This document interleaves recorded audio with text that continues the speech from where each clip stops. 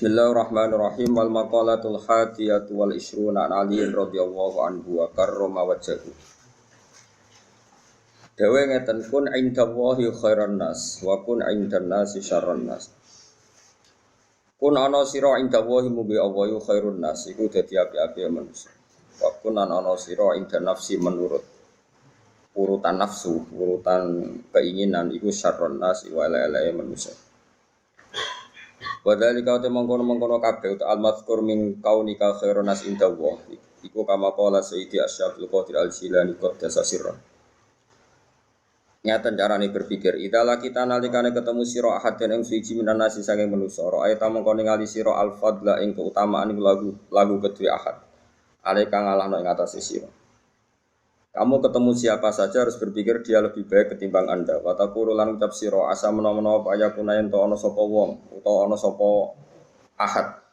Inda wa mugi Allah khairan wa apik mini timbang ingsun wa arfa'alan luwih dhuwur. Asa ayakuna ing tawa khairan wa arfa'a lan luwih dhuwur apane darajatan derajat. Fa ing kana mung lamun ana sapa ahad iso kira cah cilik. Maknane ahad sing laki tahu, ahad yang kamu ketemu. Misalnya kayak ketemu caci lek kulta ngucap sira hadza utaiki kulam ya'si ora tau durakani sapa hadza Allah ing Allah. Kowe caci lek wa ana uta ingsun asa itu teman-teman wis maksiat sapa ingsun. Fala syaka mongko wajib apa anaku sak temene sobi ku khairon wa apik mini dibanding ingsun. Utawa fala syaka mongko ora ana keraguan iku wujud anaku sak temene sobi khairon wa apik mini dibanding ingsun. Wa ing kana lamun ana sapa ahadan silaki tahu kabiran kutuwa. Kulta mongko ngucap sira ngene. Hadza utawi iki kukot abada teman-teman nyembah sapa hadza wa ing Allah qablis durunge ingsun. Nah, ketemu caci cilik ora tau maksiat, ketemu wong tuwa anggap ae ibadah luwih akeh. Wa ing kana lamun ana sapa ahad iku aliman iku alim, kulta mongko ngucap sira. Hadza utawi iki kok den paringi sapa hadza. Ma ing perkara lam ablu kang ora tumeka ingsun. Wa nalalan merkule sapa hadza ma ing perkara lam anal kang ora merkule sapa ingsun. Wa alimalan ngerti sapa hadza ma ing perkara jahil tu kang dudu sapa ingsun. Wa te hadza ya amalu nglakoni sapa hadza ilmi iklan ilmine hadza. Wa ing kana lam ana sapa ahad iku jahilan sing bodho kulta moko ngucap sira ngene. Hadza utaiki wa aso durakani sapa hadza wa ing Allah bijalan mergo bodho. Wa ana halu ta ingsun aso itu durakani ingsun wi Allah bi ilmin kan ngerti. Ketika orang bodho maksiat kowe muni hadza aso wa bijalan iki maksiat mergo bodho. Wa ana aso itu bi ilmin. Wa ana ta ingsun aso itu durakani ingsun wi Allah bi ilmin kan ilmu. Tawala adri lan orang ngerti sapa ingsun bima kelan perkara yuftamu kang den pungkasna apa mali kedue ingsun. Au bima ta kelan perkara yuftamu kang den pungkasna apa malahu kedue ahad. Oh kita tidak tahu dia berakhirnya kayak apa. Wa in kana lamun ana sapa ahadan sing laki tahu kafiron ku kafir. Ulta moko ngucap sira la adri orang ngerti ingsun. Asa menawa-menawa iku ayustima yen to Islam sapa ahad sapa kafir, asa menawa-menawa ayustima yen to Islam sapa kafir. Fayuf tamu kod dan pungkasi sopo lagu kedhe kafir di khairil amal iklan api-api amal. Fayuf tamu kod dan pungkasi sopo lagu kedhe kafir di khairil amal iklan api-api amal. Wa salan menawa-menawa anak fura ento kafir sopo ingsun. Fayuf tamu kod dan pungkasi sopo li kedhe ingsun bisuil amali kelawan ele-ele amal. Terus ini cara melawan takabur, cara melawan takabur seperti tadi yang mulai disebut wa Asy'abul Qadir Jalan.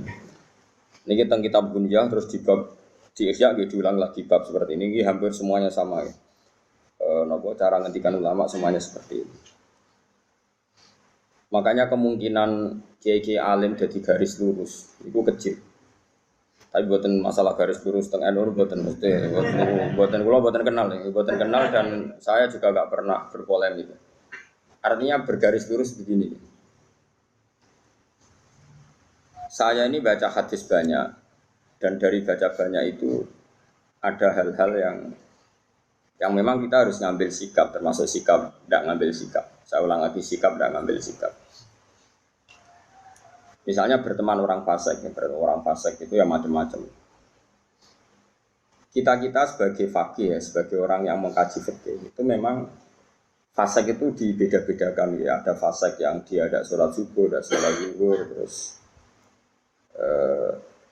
dia mungkin sering zina dengan lonte, dengan macam-macam lonte lah. Contohnya nggak punya suami.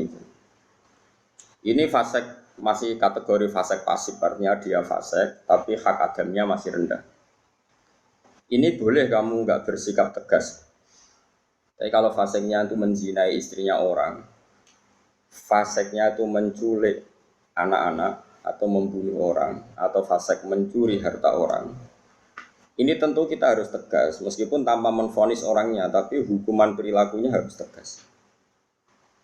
Saya ulang lagi, jangan karena kitab ini kitab Nasihatul Ibad ini kan ya pas tepaan saja beliau ngendikan tentang haramnya takabur dan cara mendidik takabur itu begitu.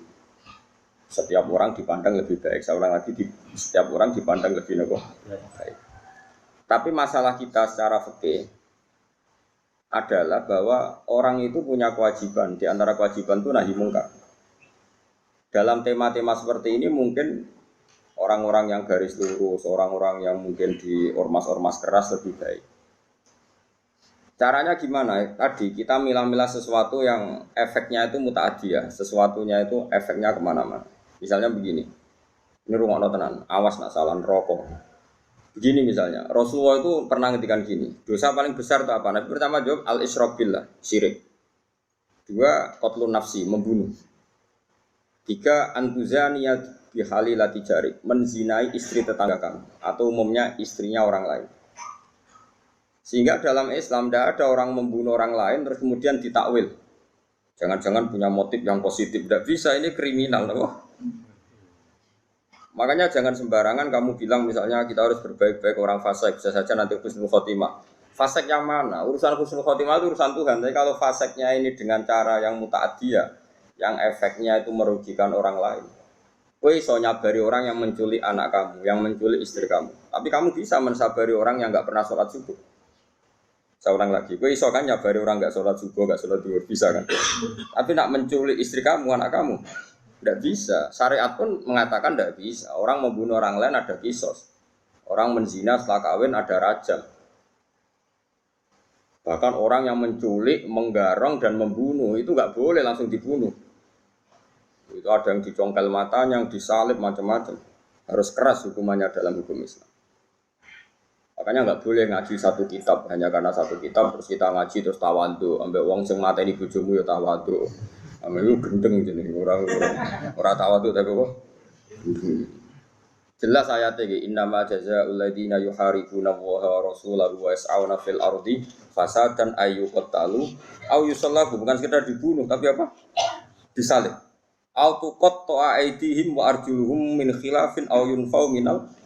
Sebelum disalib tangan kanannya misalnya dipotong, tangan kirinya dipotong, atau selang-seling tangan kirinya dipotong, tangan kanannya dipotong. Autokoto aidihim wa arjuluhum min khilaf. Min khilaf itu di apa? Diselang-seling. Itu hukumannya keras sekali. Itu juga misalnya maling yang melebihi rubu dinar. Meskipun kita tidak bisa melakukan hukum itu karena kita di negara Pancasila, itu nggak masalah. Kita tidak melakukan itu. Tapi kita tahu kadar emosinya Allah, kadar dukanya Allah dan Rasul. Saya ulang lagi ya. Saya pernah ngomong ini, matur ini di depan kiai-kiai kajian. Jadi begini, maksud saya kenapa saya cerita ini. Kemarin saya juga pas hari apa ya. Tanggal Kamis itu kan tanggal 1 Muharram, berarti Rebu. Kemarin Rebu saya ada acara aswaja di Tayu dengan Gus Zofur, terus saya habis itu ngajar Mahat Ali di pondoknya Mbak Sahal. Saya ngomong begini, hukum itu kamu tidak harus bisa melakukan karena untuk mengeksekusi qatil, misalnya pembunuh itu butuh hukum negara. Dalam konteks ini negara Islam, kamu nggak boleh misalnya sama pembunuh anak kamu langsung membalas apa? Membunuh tanpa hukum apa? Lewat hukum negara, memang aturannya gitu. Semua sahabat dulu nggak pernah langsung membunuh pembunuh ayahnya, tapi matur Nabi dan lewat pengadilan, lewat keputusan negara. Itu juga orang zina nggak langsung dibunuh, tapi lewat Nabi. Dan terserah Nabi memberi hukuman apa. Tapi hukum pokoknya boleh dirajam. Itu saja saya katakan boleh, kenapa? Berkali-kali orang ngaku zina sama Nabi kok kena ngipit tok, kok ngaku ngambung tok. Dan beberapa kali disarankan juga halla satarta. Mbok ya kamu tidak usah apa? Bilang, kamu tidak usah ngomong. Jadi tidak langsung dirajam tapi sekian dikasih. Nah, sehingga terus karena Nabi dulu menyarankan istitar, gak usah ngaku, akhirnya saya ngaku kakian nanti saya bukan, karena memang dulu prosesnya juga dipenging nopo ngaku. Saya kira usah dipenging wis ra ngaku kabeh. Makanya saya bilang rajam itu tidak wajib juga, hukumnya begitu. Tapi zaman Nabi pun banyak yang ketika lapor pernah zina sama Abu Bakar, sama Umar disarankan halah satar tahu bidelik mana nih, boyau kamu itu istitar, tapi kemudian Anda tobat. Ini penting ya. Saya ulang lagi ini penting sekali. Karena kalau kamu berdalih negara Indonesia itu tauhid, tidak ada rajam, tidak ada qat'us sariqah, tidak ada macam-macam. Pertanyaannya itu begini loh, setelah hukum rajam tidak ada, hukum qisas sama pembunuh tidak ada. Setidaknya kalau kamu tahu hukumnya qatilun nafsi itu qisas, kamu tahu tingkat murkanya Allah. Kalau kamu tahu tingkat murkanya Allah, misalnya di qisas tidak ada, kemudian negara modern dihukum seumur hidup, kamu harus setuju. Tapi dihukum seumur hidup ini kamu bukan setuju karena itu pengganti qisas. Saya ulang lagi, pengganti apa? Enggak, tapi kamu harus setuju piye-piye pantese wong dolim itu dapat hukuman. Ya pantese wong dolim itu dapat. Tapi kamu tetap harus yakin kalau qisas lebih baik ketimbang hukum seumur hidup. Tapi jangan lalu kalau ndak qisas terus nggak usah sama sekali. Jangan, itu wong mutung. Napa? Wong napa? Mutung. Dalam kaidah fikih tidak boleh seperti itu. Jadi malah yudroku kullu, la yudroku kullu. Kalau tidak bisa ideal, ya jangan sama sekali. Guling-gilingan, nah orang yang berbuat dolim, lahum fid dunya khizyun, di dunianya harus dapat dihina. Begitu juga menyangkut lonte, sundel dan sebagainya, copet. Misalnya ada orang jadi lonte karena ini negara modern, demokratis, nggak ada hukumannya, itu urusan hak asasi manusia, apalagi dia tidak punya suami. Oke, itu urusannya. Tapi kemudian delalah tonggo-tonggo ini nyebut itu lonte, sundel, WTS, terus maling, copet, germo, sing elek-elek lah. Cara wong nganggur ya sampah masyarakat, gento, macam-macam lah. Itu meskipun kita yang kiai, saya ulang lagi kita yang kiai kan bobo soleh tenan memang nak ngomong terukur. Terukur manane sing wis ngomong lonte akeh sekene bebo menang sehingga kita kecelok cangkem apik ya. Masuk ke bebo soleh, kamu harus kuat ilmunya itu bagus ketika masyarakat menvonis itu lonte, sundel, maling, copet, gendut. Karena ciri utama kesalahan adalah ketika Allah lahum fid dunya khizyun, di dunianya juga harus hina. Termasuk dengan penamaan-penamaan yang buruk.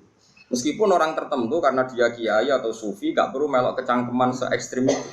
Tapi biarkan kalau Allah bikin hukum seperti itu. Karena ciri utama kesalahan adalah lahum fid dunya khizyun. Kalau salah itu dimaki. Ini penting kalau aturaken kata ngendikane Kanjeng Nabi, Allah itu akan mencabut barokahnya bumi jika orang dolim tidak dikatakan dia dolim. Karena nanti kalau salah istilah, misalnya satu kampung itu orangnya beretika semua, khusyuk kabeh, meneng kabeh, terus omongane apik kabeh. Ana wong lonte jare boten derek-derek. Ana copet jare niku boten copet niku tiang kreatif sing baik. Ana lonte jare wah niku tiang laris. Wah yo repot nih. Jadi lonte laris jare niku tiang laris. Dari ora di kaya dhisik ana ide lonte dibasakno wanita harapan. Mungkin yo dadi repot. Makanya saya pernah bersaksi betul, ini saya berhadapan-hadapan. Ada orang yang aid karena free sex ya, bukan aid karena kecelakaan bekasnya jarum atau bekasnya gigitan atau apa, pokoknya karena benar-benar free sex ya, seks bebas ngawur. Ada dokter itu konsultasi sama ulama. Kemudian saya pas di situ ada beberapa ulama, ada beberapa kiai pasti. Di dokter tadi orangnya sangat nasionalis ya, dia ada kepati mikir lah pentingnya agama. Dia tanya, Pak Kiai sekarang kedokteran baru nyari obatnya aid gini-gini dan kita ikut terlibat penelitian gini. Dia bangga sekali menceritakan ikhtiar untuk mencari obatnya aid. Kiai ini terkenal ramah sekali, terkenal sopan, terkenal nggak pernah ngendikan keras. Tapi di luar dugaan saya pun tidak pernah menduga kalau Kiai tadi jawabnya gini. Wong zina sak karepe dhewe iku wong maksiat. Pangeran kepen ngukum sampean kepen ngobati. Ono nak sampean kepen nantang kersane pangeran. Oh nangis dokternya. Dia agak ngira kalau kiainya jawabnya seperti itu. Sama orang copet itu kan merugikan orang banyak. Gawa bojone wong zina merugikan orang banyak. Kemudian masyarakat kita sudah menghukum dia sundel, dia cobat, nak menotobat. Setidaknya ini nggak jadi karakter yang dimaklumi. Kalau perilaku ini dimaklumi kan malah repot kita. Anak kita zina tidak merasa salah, istri kita, saudara kita, karena merasa di situ nggak diperlakukan secara sinis. Barokahnya diperlakukan secara sinis kan lumayan, ada ketakutan, paham ya? Paham ya? Nah seperti ini ya biarin Allah bikin hukum lahum fid dunya khizyun, di dunianya pasti ada unsur hina, entah kadarnya gimana itu terserah pengira. Misalnya kalau orang bodoh jadi imam, motornya surat sih lah di Fatihah, terus dikeluarkan dari masjid, mau bodoh jadi imam keben. Nak rata ono kejadian itu, orang bodoh-bodoh pede, terus imami nyanyi Indonesia Raya kan yo repot. Paham? Jadi kita ini harus mikir juga. Mergo masyhur itu. Ana wong saking bodhone iku mau belajar fikih, kok fikih kabeh ana khilaf. Bareng dene mondok Mekah, nek Mekah mau dolanan tok. Tiap takoki masailul fikih disebut fihi qaulani. Ini ada dua pendapat. Wong pertama ngirane alim kabeh. Wong kok kabeh roh iku ana khilaf. Terus ana sing mangkal takoki. Mbah, hukumnya demenan fihi qaulani. Berarti Arab. Karwan demenan kok fihi. Kalau tadi demenan dan rokok ngawur, demenan jadi hukumi fihi. Kalau kode ini aku mau latihan ibu-ibu alim, orang alim tapi ibu-ibu alim. Paham ya? Sehingga dalam banyak hal misalnya riba, saya tidak mengatakan bunga loh riba. Riba itu dengan bunga itu kadang sama, kadang enggak. Pokoknya riba. Allah jelas ngendikan. Jika kamu tidak meninggalkan riba, maka fa'dzanu biharbin minallahi wa rasulih. Kamu harus beri pengumuman kalau orang yang riba itu sama dengan memusuhi Allah dan Rasul dan menantang perang. Jadi fa'dzanu biharbin minallahi wa rasulih. Harus jelas. Paham ya? Dari sekolah suwon kayak ngerasani itu. Ngerasani itu hukumnya haram. Tapi Allah ila yaumil qiyamah apa gawe wong ngerasani itu banyak. Mergo nek gak ono ngrasani iku wong maksiat ku yo penak, ora ono pengadilan sosial. Ora ono pengadilan apa? Sosial. Tapi nek ono sing ngrasani kan ini jadi kontrol. Dia jadi napa? Nggih, misalnya ono hamil di luar nikah. Wah, iki produk gagal. Oh, kena apa rabi kesusu? Lah kena kan akhirnya satu keluarga malu, terus mereka yang belum kena di komitmen jangan kena supaya tidak malu di depan masyarakat. Ini barokah sekali pengadilan-pengadilan seperti ini. Nah, untuk yang kiai, yang imam masjid, sing kecelok khusyuk, tokoh masyarakat, mereka itu gelar tokoh rujukan. Yo kudu ibu cangkem apik. Sing ibu tok tapi aja tenanan. Kamu harus tetap membiarkan cangkem-cangkem elek ini berkeliaran karena ini pengontrol, apa? Tapi kowe wong kiai kecelok serbana, Jumatan minyakan terus. Kan yo ora pantes melok cangkem elek. Sebebo khusyuk, sebebo anteng. Tapi kayak kudu dukung no. Pergerakan cangkem napa? Elek. Jadi kita trik jadi kiai alim paham ya. Enggak ya kayak ibu-ibu, napa ibu-ibu kayak kula. Pokoknya sementing pokoknya kayak kula nanti kudu anut.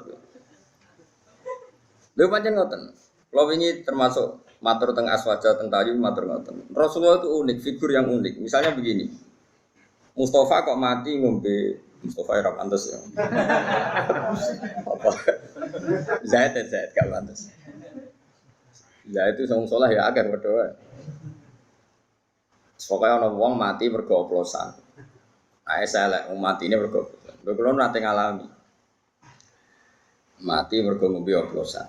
Kadang-kadang ngono mboke ya saleh, kadang bae saleh malah majelis taklim, putune kurang ajar ngombe oplosan mati. Mati tenan. Mati ra urip dulu. Walhasil rame. Iya jelas mati ini kok oplosan. Wong seksine ada dan komunitas grupnya ada, ono sing setengah mati, ono sing mati tenan. Ya terus kemudian ada yang tanya saya, Gus, kampung saya ngalami seperti itu, saya ini kiainya di situ, sebaiknya saya nyolati apa enggak? Tak takoki, itu termasuk kitab tak di situ. Paling top, Gus. Maksudnya kata orang-orang saya ini kiai induknya. Segini aja, satpam kono atau wong petani biasa itu konsolat, itu 5 tanam gue syarat. Sing gue ora salat.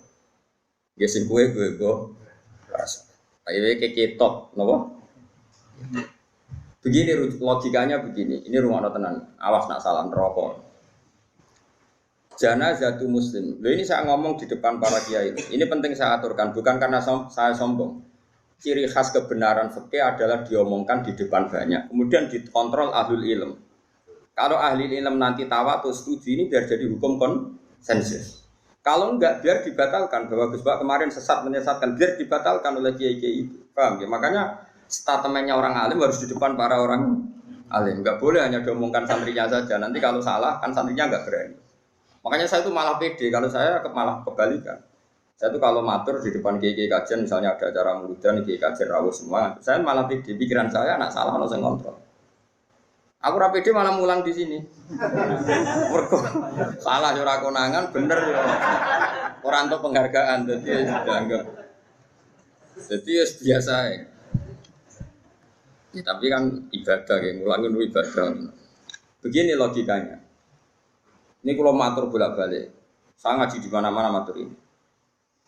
Komunitas gendo atau orang fasik atau pemabuk itu kalau kita tidak datang, kita maknanya orang soleh atau orang yang sedang soleh pokoknya apel. Mereka kan nanti takutnya punya kefiah baru. Nak koncone minum mati kok digolekno whisky ya, kowe dhisik tuku kelarem tuku Petrus, apa Petrus saiki kenangan ke mati tak ubeni whisky. Engko pas mati agak digelundungno. Dengan orang-orang soleh tetap datang, setidaknya kefiah Islamiyah ini terjaga. Ya didusi, dikafani, disolati. Si piye-piye ini janazatu muslim, janazahnya orang Islam. Ini saya ngomong di depan para kiai, sehingga tradisi Islam terjaga. Wes kowe gelol lah mbek sing mayit. Tapi piye-piye kita itu khawatir ada tradisi tandingan, yaitu kalau kita tidak datang kemudian dikelola ala orang fasik. Dikopi ambek arak atau dilundungno. Begini cekinan, remi, repot. Wes cara kula, wes sak tahlil bid'ah lah, ten gremeng tahlil lah. Anggap ae ini penolak ceki, wes. Wes kae gremeng lah, wes gak ono hadis sunah Rasulullah. Wong zaman Nabi ben nahlili sapa, Nabi jelas warga kok tahlil nyak wong. Karo jene zaman iku ora ono mudin ngundang sapa. Tapi kira rasa yakin nak tahlil itu ono tuntunan, kayak galak hadis sokai gawe-gawe tahlil kok ono hadise sokai. Wis biasa ono nang telakon. Awal takok itu yang, Gus Anda ini orang alim. Sing takok nggih cara untuk sunah Rasul. Kenapa datang di acara tahlil padahal tidak ada hadisnya? Padha cangkem elek kowe ora ono hadise. Padha ora ono hadise geger. Enggak ada Nabi ngajari cangkem elek. Berarti sama-sama. Sama-sama ra jelas sampeyan. Sawanin Rosno. Nah ini saya ulang lagi ya, ini ruang tenang ya. Orang yang jelas mati oplosan, pernah juga ada yang tanya orang yang mati bunuh diri. Itu saya pernah ya ada sekitar 22 kiloan dari kampung saya itu di kampung di atas gunung. Itu ada orang. Jadi rontok soleh, wong soleh terkenal soleh ya. Justru karena soleh terlalu soleh kuper, tapi soleh kuper. Bujone ayu digawa wong iso mati malah bunuh diri. Piye kehilangan bojo, kehilangan awake. Itu kiai temannya itu. Tanya ya kasusnya itu enggak ada yang berani nyolati karena mati bunuh diri itu kan hukumannya berat. Ya kayak mati oplosan, mati bunuh diri, mati firor anisyafi, lari dari perang atau mati pas di tempat maksiat, tempat mesum macam-macam. Ini caranya gini, cara berpikir kita. Kalau kita tidak datang, kita ini siapa saja, ada harus orang banyak. Nanti mereka melahirkan kaifiah baru. Ya saya ulang lagi, melahirkan itu satu. Dan ini tidak baik bagi Islam, karena nanti setelah ada kaifiah baru, kita ini malah kesulitan menghilangkan. Paham ya? Kesulitan enggak? Karena nanti kalau ada orang fasik mati, sing masjid menunggu. Grupnya mereka sudah bikin kaifiah belum? Ternyata mereka datang lebih awal terus dikefiahkan ala mereka enggak ada sholat, enggak ada kafan terus langsung kita kerepotan kan. Mendingan kita datang. Dan alhamdulillah tadi saya contohkan rata-rata mbahnya itu ya orang soleh atau keluarganya atau RT-nya. Sehingga karena mereka soleh ini kayak sepakat masih fasik lah diperlakukan sebagai janazatu muslim. Wong kadang bae nangis-nangis ning kiai putu kula Gus, putu kula yai jenengan dongakno di sepuro nyen kelakuane pun ngoten macam-macam. Nah, dalam tradisi Rasulullah dulu ketika Abdul bin Ubay mati karena anaknya santri, nyatanya Rasulullah datang karena menghormati keluarga. Ada roh nak kelakuannya Abdul bin Ubay itu kayak seperti itu. Anggap saja kamu menghormati keluarga. Dua, menghormati kaifiyah Islamnya, yaitu kaifiyah Islam yang tadi. Karena kalau ada kaifiyah baru kamu yang repot. Lu kalau nanti ngelakoni lu ini nyata. Di kampung sebelah saya itu terkenal wongnya itu tukang nanggap dangdut. Dulu sembrotor-brotor macam-macam. Nah itu orangnya itu kultus sama saya. Tapi ya kultusnya wong abang kan. Gus, sesuk anak kula nikah. Jenengan sing akad no. Yo jam 9 jam 09. Mungkin ngapunten Gus jam 2 wonten dangdutan. Lah terus piye? Jenengan teko sing akad mari yo. Ya tenang ya. Wah itu termasuk sisi kontroversi saya karena orang-orang itu, iya Gus Mas, sekarang ngomongin maksiat, jangan kok gelem teko. Makanya saya ini diuntungkan terkenal ngalim, wong kan sungkan mau gerbeng tok rawani, jadi penting terkenal ngalim penting, paling gak wong nyoal itu ngomong gerbeng mana. Karena pikiran kita sederhana, kalau kefiatun nikah orang alim tidak mau datang, lalu mereka kalau bikin kefiah baru juga kita kesulit. Setidaknya dengan mereka masih butuh orang alim. Ada kefiah sing mujma' alaih, yaitu carane mati ne mayit oplosan lah ya didusi, dikafani, disolati, dipendem. Saya sebut satu-satu ya, didusi, dikafani, disolati, dipendem. Kefiah nikah ya dinekahno waline utawa wakile dengan 2 saksi. Wes. Sekarang kalau kita tidak datang lalu mereka bikin kefiah. Makanya saya anggap kita datang ini fardu kifayah. Datang saja. Nah, tapi jangan kitopnya. Nanti kalau kitopnya datang semua, punya pikiran begini semua, lalu bedanya yang sholah yang fasik. Semua mati oplosan sing teko yo akeh, sing imami misalnya PBNU, BP Muhammadiyah. Engko sing mati wong soleh karena tokoh sing teko yo. Terus famal farku bena, napa bena kan ya lucu. Makanya ini uniknya Rasulullah, ada seorang fasik karena punya utang gak nyaur. Nabi datang. Nabi tanya, apakah mayit ini punya utang? Ya Rasulullah. Nabi langsung balik kanan, nggak mau nyolati. Saya tidak mau nyolati orang yang punya utang. Nanti kayak bejo orang menangi Nabi. Waduh orang bakal Nabi nyolati umatnya zaman akhir. Karena kabeh duwe utang. BPKB ini tonggo bisa. Nggak utang cek ngaku BPKB ini tonggo. Iya gitu. Oh, itu mau orang dinar itu sak dinar mau 4,2 gram. Tahu tak itu sekitar 1.600.000. Itu Nabi pun purun, buatan purun. Saya kira utangnya berapa? Ono 4 juta. Niki nanti kalau tanglet itu utangnya 4 juta. Serah gelem Nabi. Pulau mun di atas 10 juta, tapi orang ngelangkai 20. Tapi kan aset pulau 1 juta mesti sidik. Itu 4 juta aset itu. Ini wes Nabi gak kerso. Itu masyhur, Nabi itu gak mau nyolati.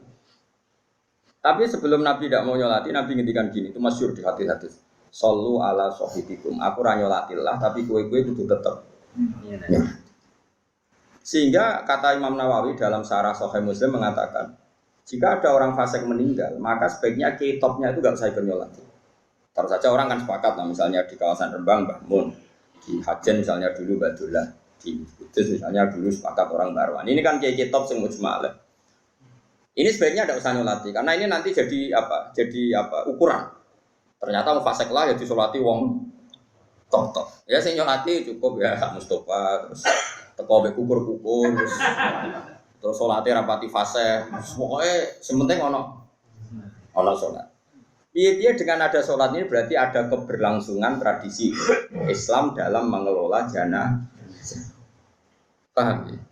Terus kalau ngangkat nikah, artisnya dari itu sudah teko, mesti sudah delok. Tapi piye-piye sing ngangkat kiai, misalnya kiai ra teko terus diangkat penyanyi-penyanyi dangdut malah karo-karoan. Yes, pokoknya niati dengan kita datang berarti kefiahnya ala kefiah Islam. Ini penting kolator, ben kowe ora terlalu garis lurus ya juga garis bingkong. Maksudnya ngerti duduk perkara hukum itu. Ya, jadi ini penting kolaturakan.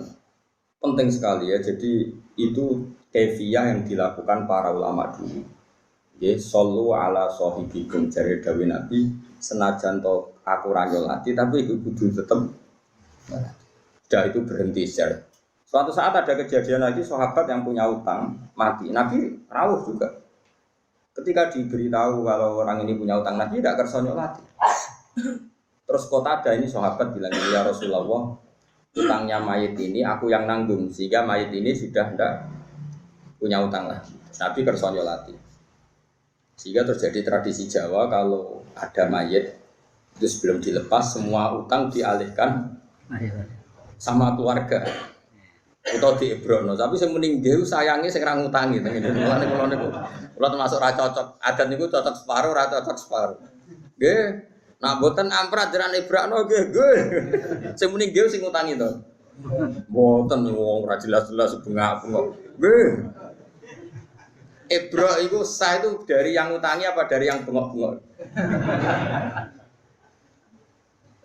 Tapi itu lumayan, setidaknya ada tradisi bahwa maklumat bahwa utang itu diambil alih yang nopo hidup. Makanya kata Imam Nawawi gini, Imam Nawawi lucu nanti kan, kira usah soleh, usah kecangkeman, ada orang di utang nggak boleh solati. Rasulullah pas wafat itu masih punya tanggungan sama orang Yahudi. Nanti kayak jogeman kedengung utang. Itu hebatnya Rasulullah. Beliau itu akramul khalqi, tapi tetap hidup ka'adatin nas. Umumnya wong diutang Nabi itu utang. Itu Rasulullah. Orang kaya kowe itu utang asli, nah niku pancen asli permanen. Wong akhiri ra iso.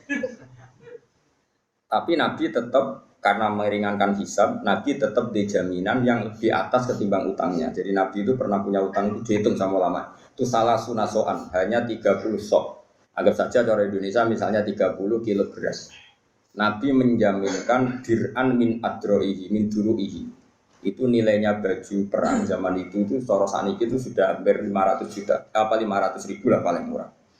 Berarti kan itu berlipat-lipat dari, artinya kalau kamu punya utang, memang sebaiknya jaminan ini di atas yang kamu utangi, sehingga nyari ridhonya yang utangi itu lebih tinggi. Taruh saja misalnya saya punya utang 1 juta, terus jaminan saya senilai 5 juta, ini kan pasti yang di murtahinnya, yang terima gede kan pasti ridho. Paham ya? Bukan karena hitung-hitungan bang, takut reso nyaur terus naik, buatan karena itu. Ini kita ada orang-orang yang seperti itu. Jadi saya ulang lagi ya. Konsensusnya ulama dulu mulai zaman Rasulullah sampai sekarang itu kiai-kiai biasa nyolati tanggane yang terkenal fasik, terkenal gendo, terkenal maling. Tapi sebaiknya kalau mungkin kiai topnya ini tidak usah nopo datang.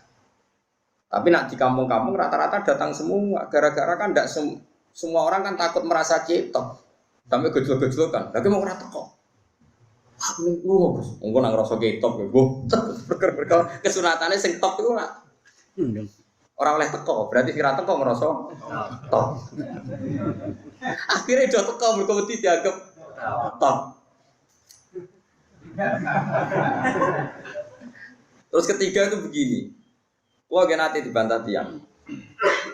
Kan kalau di kalangan kiai ada Basul Masaid juga, tapi buatan di panitiane NU atau Muhammadiyah buatan biasa silaturahim, buatan enten panitiane. Jadi buatan enten sponsor ya, udah biasa ketemu mawon. Begini problemnya, saya itu alasan saya begini. Sekarang orang mati, kemudian Mustafa ini nyolati. Dia mau mangkel perkara ini wong iki nak dhisik nak waya ana jamaah tipe dibiyan terno ndang kitan. Wong fasik kan mangkel. Nggih kula nate dibantah ngoten. Gus, wong iku kurang ajar, Gus. Nak ana Jumatan tau semeti mereken. Gus dene cerita, masjid kula nate protol gara-gara iku. Kok jenenge ngengken kula nyolati. Keberatan Gus. Kok dene cerita elek iku nak ana jamaah disetelo dangdut, pokoke njen wong fasik ning dikon nak mangkel. Lah wong saleh iku rata-rata kan mati-matian mempertahankan ketenangan masjid itu. Kadang ya ketenangan rano jamaah nih. Terus tak mau gini deh kiai goblok. Mereka kalau sama saya kan akrab ya, karena rata-rata kalau nggak murid saya muridnya bapak saya, kalau nggak muridnya bapak saya muridnya mbah saya. Jika banyak kiai sepuh di kawasan saya sama saya hormat. Ada yang nggak muridnya bapak, nggak muridnya mbah, muridnya buyut, muridnya Badrul Rahman. Jadi tetap hormat tuh. Mulane nyai latihan ke Mustafa kesel, perkara wong iku ora hormat sih, dadi wis kesel. Itu takok ngoten. Jawaban saya begini. Mbah, jenengan nak maca selawat, nak ana wong mati kan salate piye? Mesti eling ya. Takbir ula, takbiratul ula atau takbiratul ihram kan. Takbir ula Fatihah. Saniyah iku maca selawat. Terus ketiga iki sing ono masalah. Ndongakno mayit takbir keempat salam. Sebenarnya setelah takbir keempat itu langsung salam, tapi adat Indonesia iku empuk ojo suwi ra salam. Kalau nyolati jenazah teng Mekah, iku anggere takbir keempat ya langsung nggih nggih misbah. Kalau nate makmum Said Ahmad anggere takbir keempat ya langsung ini Indonesia bertakbir keempat cek suwi. Cek suwi to. Yang Magelang cek suwi. Malah sing suwi ya. Nak ning fikih ku anggere bar keempat ya salah, ning Mekah ki ngoten, tapi Indonesia bar keempat cek suwi. Ordere piye ra ro pokoke ngono. Teng desa kula sing wani bar takbir keempat salam kula tok. Liya-liyane ra wani, mergo ya wedi gak pantes bar. Kula tenang ae. Rada enak mboten terkenal ngalim wong ora pati kakean komplain to. Nah, kula takoki. Wong sing maca Fatihah fadilah ngene-ngene. Nggih Gus, maksudnya seperti ini. Sing maca Fatihah ra jenengan, berarti sing entuk ganjarane Fatihah ya jenengan. Wong sing maca selawat man sholla alaihi wahidatan shallallahu alaihi asron. Maca selawat sitok diwales pangeran 10. Sing entuk walesan mayite sing oplosan apa jenengan? Ya sing maca. Lah iya jenengan ibadah kok getun. Anggap ae golek ganjaran dhewe. Wah yo wis cocok. Lah pas ngadongakno mayit. Yo ngene, dongamu kan wis donga ngepek. Nak mayit niki sae nggih ngeten Gusti nak elek nggih ngeten, tapi kita elek gene iki mawon. Wong donga ing kanan nek donga ngeper. Kalau apa? Kalau kan kalau. Kalau ini mayit baik. Kalau ini mayit jelek. Malah penak to kira usah ngukumi pun iki. Wa mayamut walam yatub min dzabihi fa amruhu mufawadun li rabbi. Wong mati orang tobat niku urusane jeneng. Akhirnya bunyi tahlil. Ngerti tak wong kok tahlil jare Gus Pak. Tahlil itu maca kalimat thayyibah kan sono. Mangqala la ilaha illallah dakhalal. Saiki sing qala la ilaha illallah sing tahlil apa sing mayit? Sing tahlil. Berarti sing dakhalal jannah. Sing tahlil. Wong sing maca la ilaha illallah dakhalal jannah. Lah saiki sing maca tahlil itu sing maca apa mayite? Sing maca lha opo ke getun maca nang fasik maca dhewe wis. La ilaha illallah la takoi. Hormat teman mbek mayit nganti nangis. Jare sapa hormat mayit mikir awakku dhewe lha opo. Begitu juga ke maca selawat, maca selawat Sayyidina Muhammad sing wangi lho sing gamek wong do meneng kabeh adat NU sing wangi lho kim bag. Sing ada maklumati kami dadak gak sing Muhammad sholli abdullah sholati ala asati makhluqatika nuri hudas e. Ki siapa Gus? Kula mboten nate mimpin ngoten. Perkara wong terus meneng kabeh wah malah repot. Atuk sing umum-umum ae ben wong iso nirokno. Kok ora diprotes. Gus, kiai-kiai sing ngangil lho jenengan sing ngangil. Lah aku nek sing ngangil ke meneng yo iku ae. Agar sing ngangil kan kiai ne tok sing ngomong. Liyane apa? Meneng. Akhirnya aku ganti selawat sing umum ae ben bareng-bareng kan ganjarane luwih akeh. Tapi nak koyo kiai anyar Mustofa resiko dianggap rapal. Nak namaku kan saman, Mas yo nganggo lafaz sing terkenal wis. Sing muni Gus Bak gak apal sopo. Tapi nak iki debutan saya harap tetep nganggo sing angel-angel. Kesane apa? Tapi nak kula iku keberatan saya ini kan terus biasanya jamaah kan meneng kabeh. Meneng ta ra Mas ning ngono Gus. Wah, ini lho Mas Sholli Abdullah sholat al-asadi makhluqatika nuri huda sayyidina Maulana Muhammadin terus ada maklumat di kami ada kalimat itu pokoknya wong tuh ada urun repot ini jadi kiai macam-macam wonten sing madhape kados kula sing gampang-gampang penting diwaca wong akeh ana sing kok dari itu kan padha Mas itu melok toreko wong la ilaha illallah al-mawjud apa ya Mas urutannya mana nih al-mawjud fi kulli makan terus al-mazkur fi kulli khan terus wa mustahnan anhu fi kulli khan ngene oh sing gampang ngene edisi gampang to sing angel gak sing kiai ini lho gampang aku ana la ilaha illallah al-mazkur fi kulli lisan menang kabeh la ilaha illallah terus wa mustahnan anhu fikul. Wong kula nek kiai top, agar tahlil itu bar bingung. Perkara kok lafat kok aneh kabeh. Padahal ben tahlil santri kula. Kowe kok iso ngono iki? Aku kiai mu ora iso. Perkara tiap daerah iki yo adate. Butuh-butuh. Wah, Allah mati ana wong kaya. Kalau di pengalaman itu Gus Koyum langsung tidak pernah lihat kalau itu dari balik man. Iku bareng dene pidato kesusu mbak pidato tembuti. Ngerti nak kiai iku terkenal tahlile suwi mergo kalimatnya iku aneh-aneh. Kayak kula suwun nggih tahlile kula mawon. Kode kesusu. Terus jak maca kul huping telu lha pun nggih terus pidato. Mergo kuwatir nak kiai iku ra barbar. Mergo pas kesusu lah nak ra kesusu nggih, Mbak. Ini cerita. Jadi nah, kefiah seperti ini itu kan baik. Kalau di orang fasik kefiah ini tidak kita datang karena takut mangkel lah mbek mayit wis mayit gendong ngono kok tak dongakno. Oke, dari segi itu berhak kita mangkel ning wong dolen. Masalahnya kalau kita tidak mengisi tradisi ini, diisi oleh tradisi mereka terus ceki, minum-minum, lebih sulit lagi kita menghilangkan. Mendingan gelo-gelo sithik, ngempet-ngempet sithik tekon ning majelis niati ngurip-ngurip tradisi Islam. Senajan kowe gedeng mayi gedenge ora iso mbok ilangi, gak apa-apa. Pancen mayi itu lalas sing dicolong ya donyamu. Masjid sing di imamane Gus niku yen kena mercon. Wong nak fasik ning desa kan wis parah tenan. Kados desa kula nu aman ya wonten kiai mulai buyut-buyut. Desa-desa dudutan ngoten niku ora repot to. Biasane langgar jadi sasaran. Lan kula sayang mbek Mustofa ki dudutan wangel kan, wabot. Abot ya jeneng ono dilarakno ono macam-macam. Ya saya ulang lagi ya. Jadi ini supaya sampean tahu. Jadi tapi kalau kefasikan itu yang mutaadiyah tadi hanya bisa kayak nggo bojone orang yang membunuh, kamu enggak boleh ngendikan yang lunak. Harus keras. Meskipun kita tetap ingin dia tobat tentu ya, tapi hukumnya harus keras. Makanya Nabi keras, kamu menzinai 10 wanita yang tidak bersuami dengan satu menzinai istri orang itu dosanya berlipat-lipat satu orang atau satu zina yang istrinya orang. Tentu Nabi pun ada kualifikasi karena tidak mungkin. Taruh saja misalnya Yun Sewu ya, naudzubillah ya. Orang menzinai lonte ini kan profesional. Haknya kan hanya hak Allah. Kamu yang ayu melanggar itu hak Allah. Kamu melanggar aturannya Allah. Tapi kalau menzinai istrinya orang, apalagi orang ini merasa istrinya ini afifah apa? Afifah itu apa Rasulullah? Gak mau zina lah, Afifah. Kayak apa? Jadi bojone pamit ning mall karena suaminya mau Afifah disilai mobil digawani ATM. Terus boleh demenan. Kayak apa? Mangkel mobil diganggu fasilitas dari suaminya. Kayak apa? Makanya Nabi jelas ngendikan dosa besar itu antuzania bihalilati jari, kamu menzinai istri orang.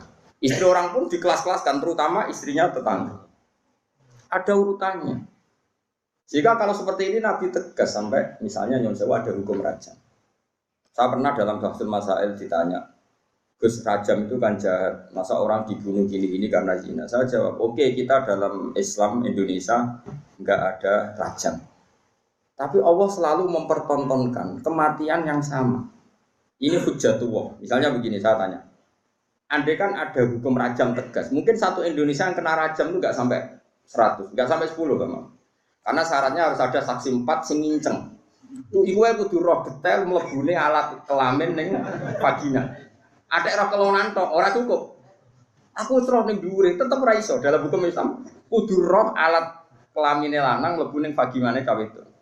Kan ra ngarah roh. Terus rohe papat kudu bareng. Ada gentenan yo ndak diterima.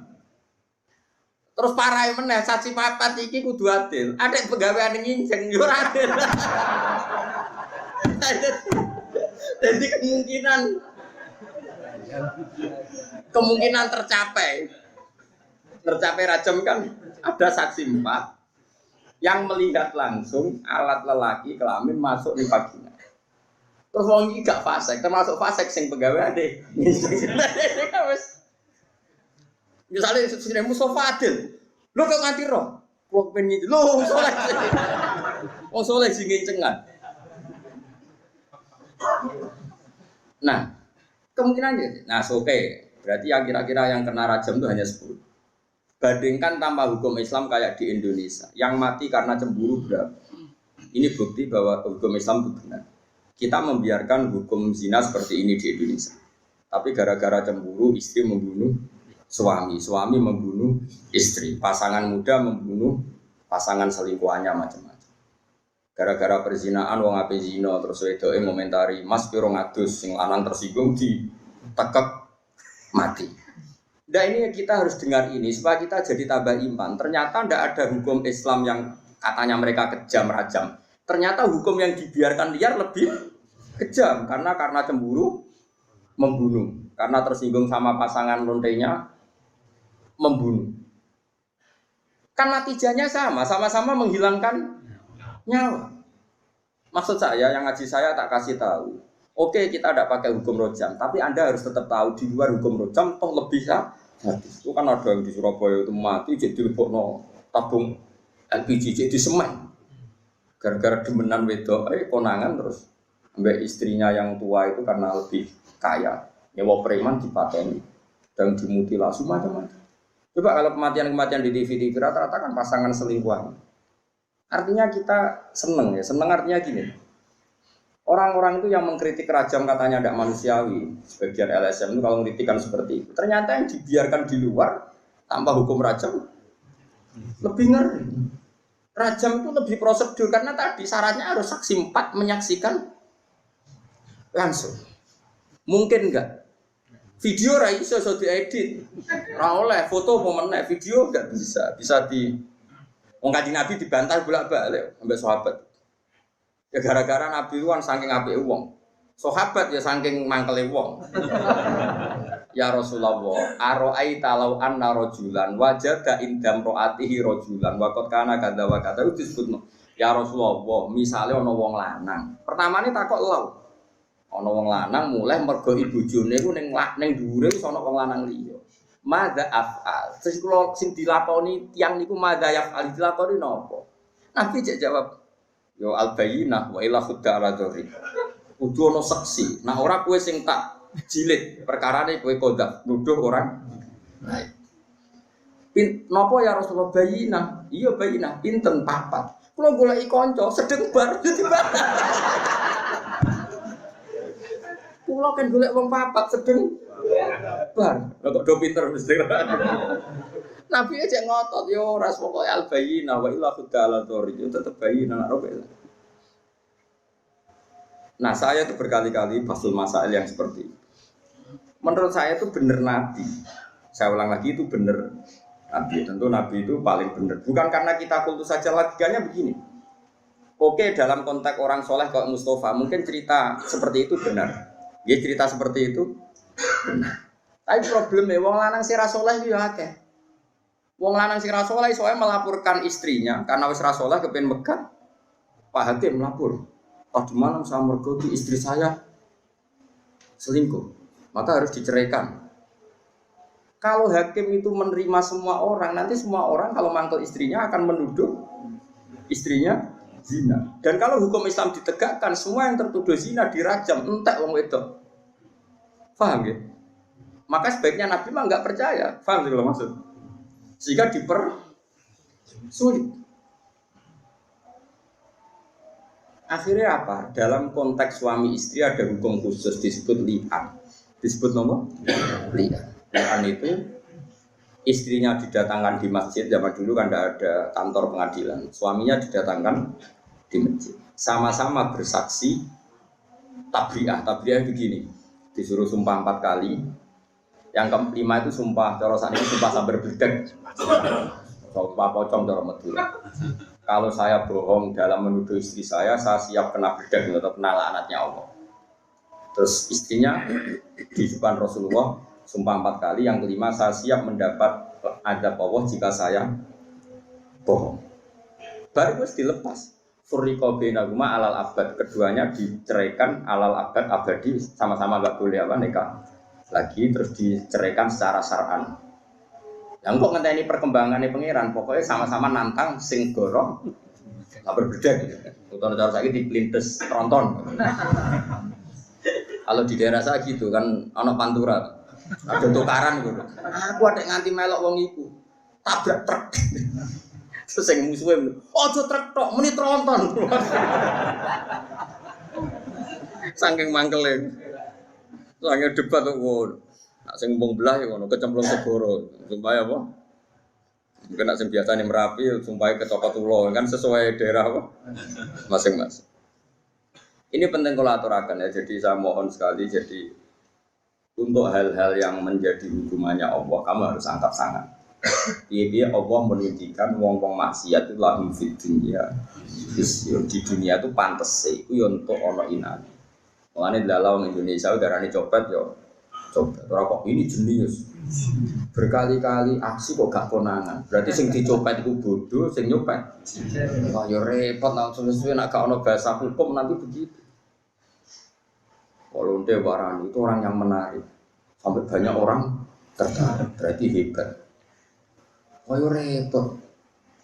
Lan kula seneng Indonesia niku anggap apa? Artinya apa itu? Apa ya? Bahasa Indonesia meskipun nyuwun sewu yang melafatkan tokoh-tokoh nasional pun atau TV-TV nasional bahasanya tetap ada razia Satpol PP kepada penyakit apa? Penyakit masyarakat. Bahasanya masih seperti itu, penyakit masyarakat terus. Ya pokoknya sampah masyarakat masih bagus. Tapi kan nanti kalau bahasanya dirubah hanya karena nuruti nyuwun sewu kemanusiaan. Satpol PP memburu orang yang belum dapat pekerjaan, yang sementara, wah malah kangelan repot. Cara kula wis bener iki, Bapak. Sampah masyarakat, penyakit. Ini bukti bahwa Allah itu kuasa. Jadi Allah itu gak ada sunnah. Barang maksiat itu delalah secara nasional maupun internasional itu dibahasakan secara keras. Masuk neng Amerika ada rani lonte gitu. Aku sering delok film-film barat. Kalau nu sering delok yang konsensus mawon. Ternyata gambarannya di barat kalau ada istri sah kok suaminya selingkuh, ya sing dimarahi ya selingkuhan. Orang kok selingkuhan marahi istri resminya. Masih neng barat, masih neng negara komunis itu PKI lah, neng Cina. Sing nyolong mbek sing dicolong sing melayu sing nyolong. Lho kok ijek Islami kok roh nak sing nyolong. Ora kok sama rata sama rasa terus. Paham ya? Mulane bener zaman Kisah almarhum. Nah, kode kulon, wong dari gue PKI ku rawon. Aslinya ning atine yo duwe tau. PKI mau gaya-gayanan tok. Maksudnya gaya-gayanan itu fitrah manusia itu hanya menolak paham anti Tuhan. Saya ulang lagi, fitrah manusia itu bukan gak ada PKI ndak, bukan PKI yang organisasi. Fitrah manusia itu hanya menolak paham. Buktinya itu tadi, orang yang selingkuh ya delik. Wis PKI lah, nak selingkuh delik to. Nak nyolong delik to. Wong ora wedi pangeran, ora wedi hukum kok. Delik. Kan wedi nuraninya sendiri. Maling ku nak konangan melayu. Ora kok sampe gak wis ora ono pangeran, donya kabeh padha sama rata sama rasa. Wis dibagi ya ora ono. Tetep melayu. PKI je melayu. Jadi makanya agama Islam disebut fitratallahi allati fatarana sa'aliyah. Pasti pikiran manusia itu ingin Islam. Ini Islam itu seperti tadi.